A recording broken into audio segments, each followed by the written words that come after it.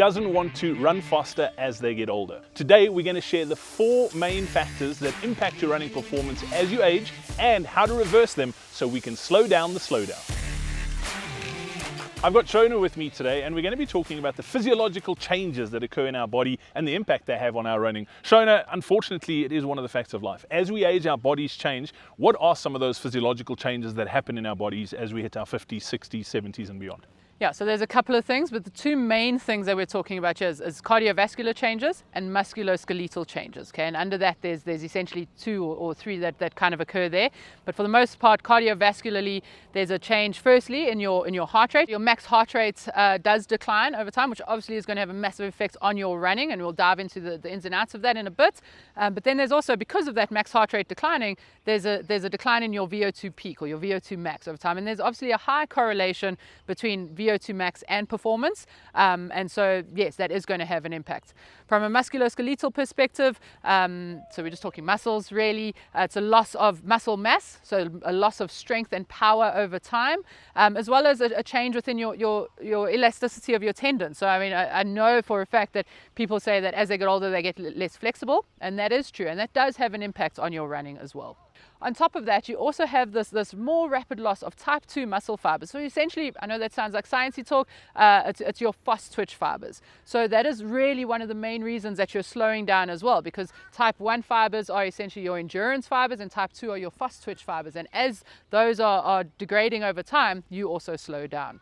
So really with the physiology, it becomes a use it or lose it mentality. If you're not using these things, they decline at a much more rapid rate. Okay, that makes a ton of sense. There are lots of changes that are happening, but what does that actually mean practically? How does that impact your running performance? The main effects, from a cardiovascular perspective, that drop in maximum heart rate means that you can't necessarily always push as hard as you once used to. It also means that your capacity for work decreases a little bit. So you don't have the capacity to do as much work as you used to.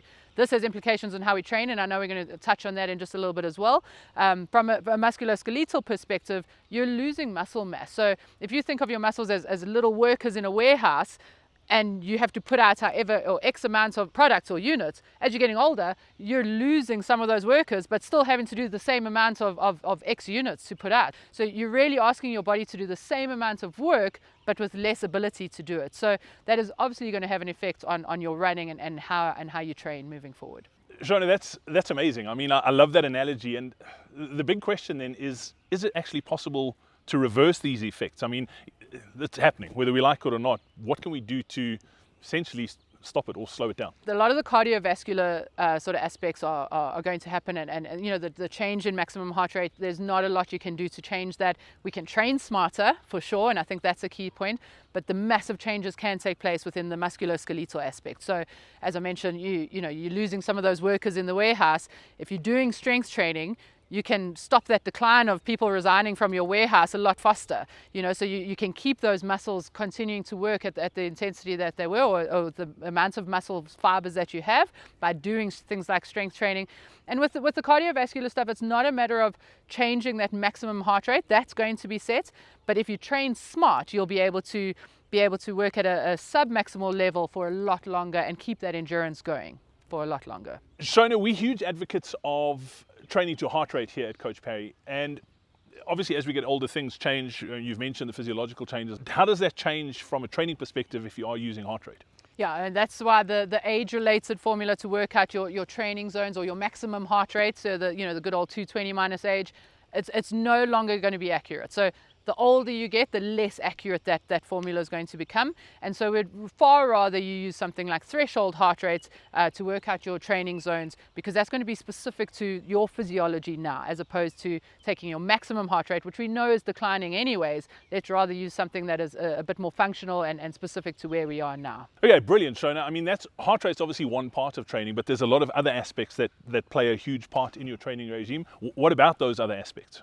we do have to start changing the way we think about training. You can't train that the way you did in your 20s and your 30s, and it is a bit of a mindset sort of shift. So you want to ensure firstly that you are strength training, and I mean that's an issue when you're 20s and your 30s as well, but now it becomes absolutely vital. It's a non-negotiable. That has to happen because of that loss of muscle mass. Shona, before you get on to the next one, strength training does play a massive part in this, and we've actually put together a free master strength training plan that you can download. You can do it at home 2 to 3 times a week. You don't need massive amount of equipment, and you can click on the link on screen right now to download that.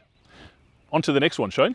Yeah, so from a cardiovascular perspective, all those changes that are happening essentially mean that we have to have more recovery in our training plan. You can't train, like I mentioned, the same way you did. Your body does require a bit more recovery in order to see the benefits of all the training that we're doing. And just another reminder on recovery, you only get the benefits of the exercise that you've done on that run, on the strength training, while you are recovering. And so as we're getting older, we have to allow for more of that so that we see that benefit coming through. So Brad, with that specifically, I'm speaking about recovery in between sessions, but recovery also, we want to ensure that we are recovered enough, ready for our next session. And so that's got a lot to do with your pacing in the session. Most runners I know are running too fast, and as we're getting older, that is definitely a factor as well. Yeah, absolutely. It's all good and well knowing that you need to change your pacing and adjust your pacing, but how do you actually physically implement it in your training? The good news is we're hosting a free masterclass called Faster Beyond 50, where we'll show you exactly how to implement everything we've spoken about in this video easily into your training, and you can book your seat in that webinar by clicking on the link on screen now.